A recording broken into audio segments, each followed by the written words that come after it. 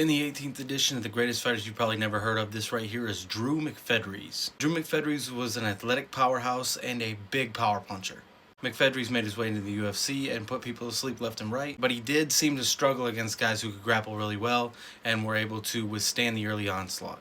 Later on into his UFC career, he got an opportunity where he was put in there with another big puncher, and it seemed like these two were going to slug it out. But unfortunately, going into that fight, McPhedries had a death in the family, and it kind of took his mental states to another place. He just wasn't there. He lost that fight, and his UFC career continued to go downhill after that, and eventually he was released from the company.